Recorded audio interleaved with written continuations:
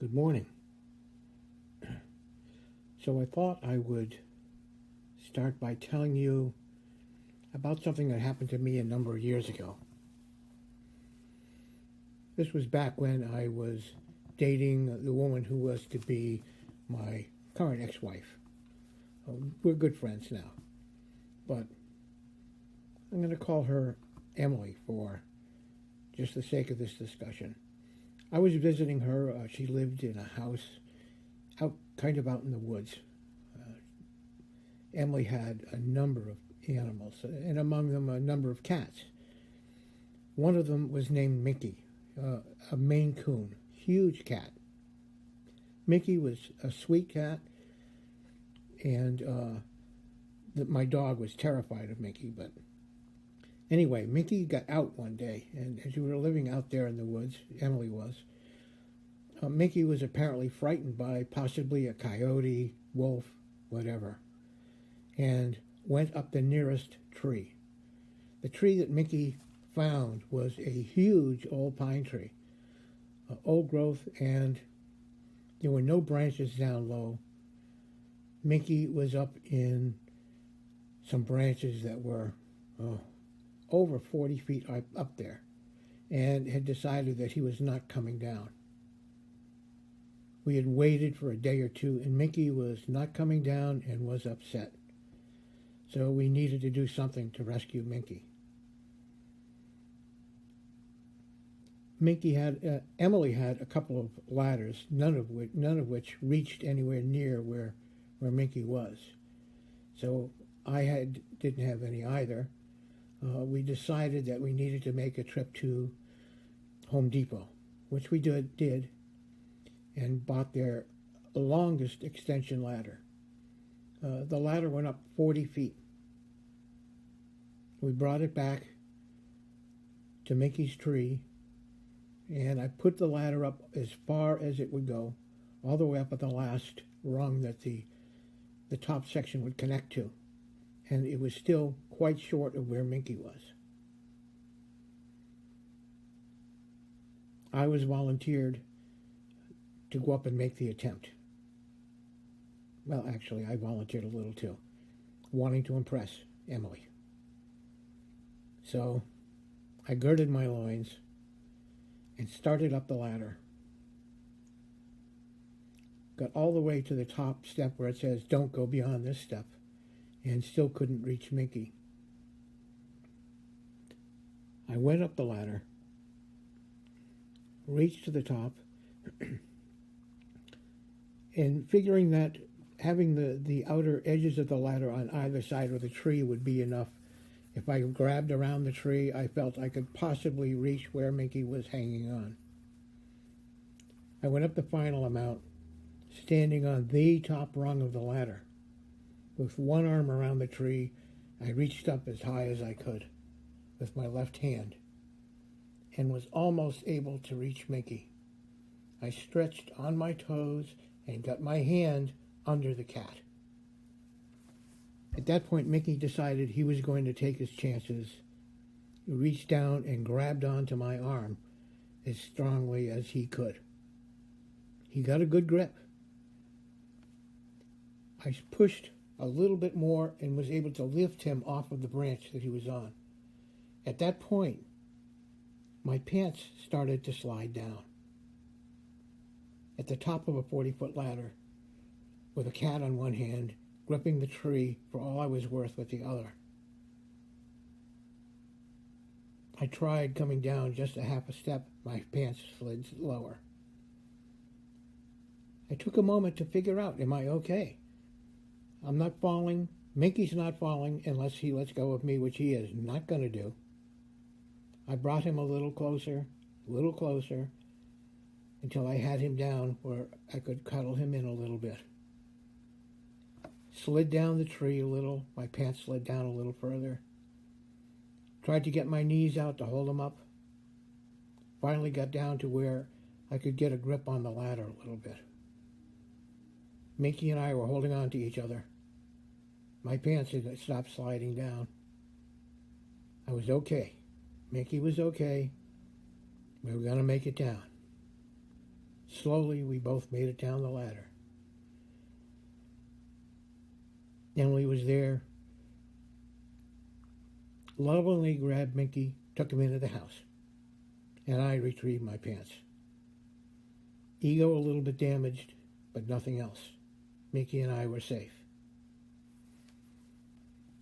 The point is, I was okay, and checking in with myself being okay really helped. That first moment of panic when I realized that things were going awry dissipated quickly, just by noticing that right now, in that moment, I'm okay.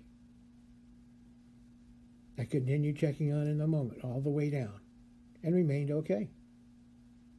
So in the final analysis, nothing was bruised but my ego a little bit. Mickey was happy, I was happy, Emily was happy, all by being in the moment. And that's what I want to talk about, the importance of being in the moment and how that can be affecting us right now. Things seem chaotic. I certainly know that that's the case. But in actuality, in this moment, we're okay. Noticing that we are okay can be very powerful for us. And what gets in the way of that? Well, there is so much news running around, information and disinformation, that it's difficult not to feel panicked if we rely on what we're hearing. If in fact we check and find within ourselves that in this moment we're okay, we can live in the moment and just be okay for now. The talk I was originally going to give was about guarding the sense gates, about how things that we hear, things that we see, thoughts, images can mislead us. When we look at what happens, sounds, images come in through the sense gates. We hear a noise, and then the mind decides, what that noise is and what it signifies to us. We see an image, we're just seeing light, but what comes in is then interpreted by the brain, by the mind, and fed into our computer, which reflects on past performances, past images, past sounds, and we determine what it is and what it means to us. Right now, we're kind of at the top of the tree, reaching up to the cat. This is a great time to reflect on our being okay in this moment. We're hearing all kinds of scary things about how we're hearing how stores are running out of things because people are panicking. We're hearing about the disease being particularly virulent. We're hearing about airlines canceling flights all around the world and locally. We're worried about what we are going to do, how we're going to respond to this individually. Where do I get help?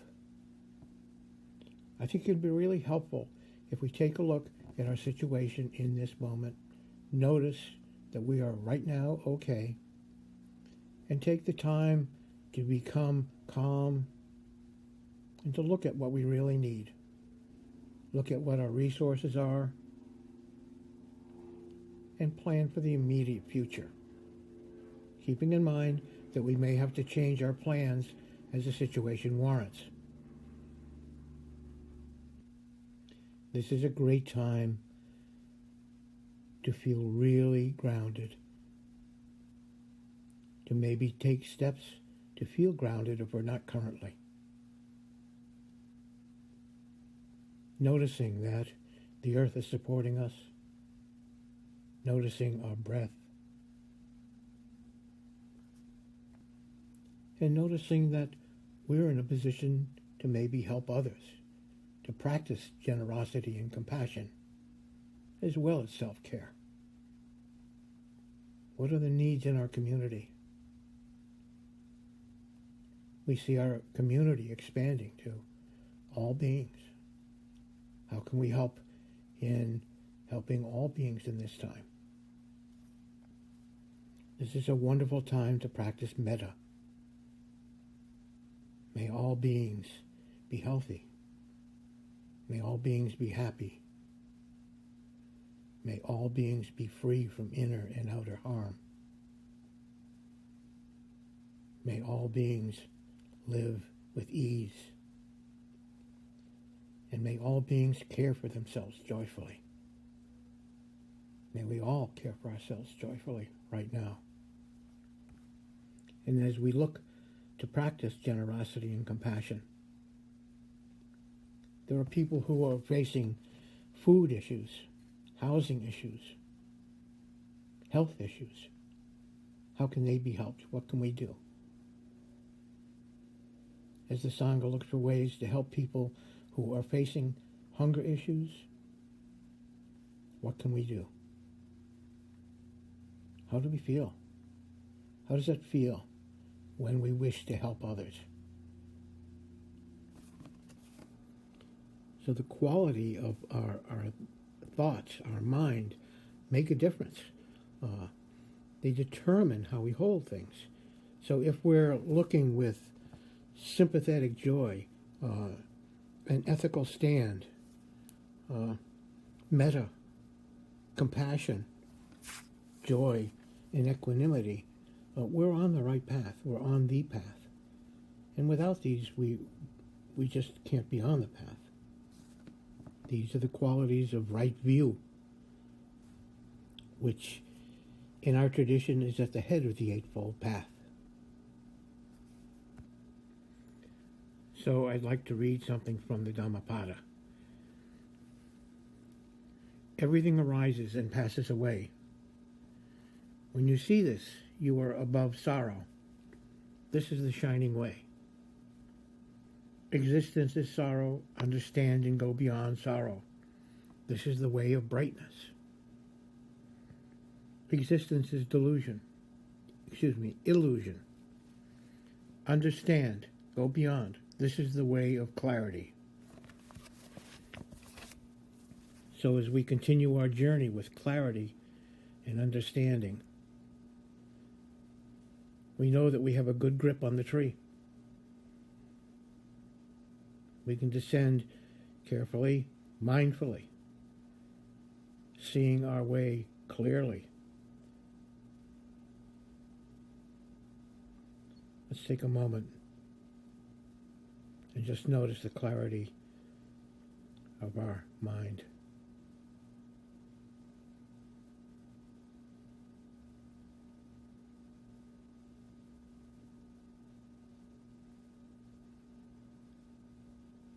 Notice the clear, bright sky of awareness.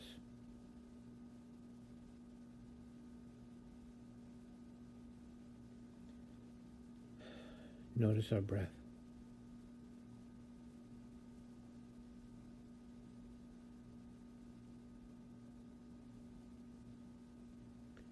Maybe take a moment, and in this moment, we can set an intention for ourselves. Our calm path through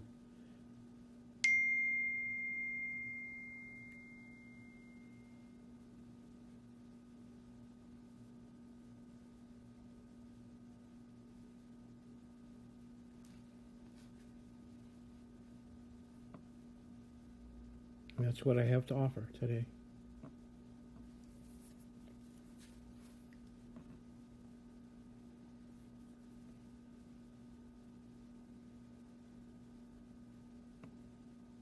So may we dedicate the merits of our practice today to all beings. May all beings know an end to suffering.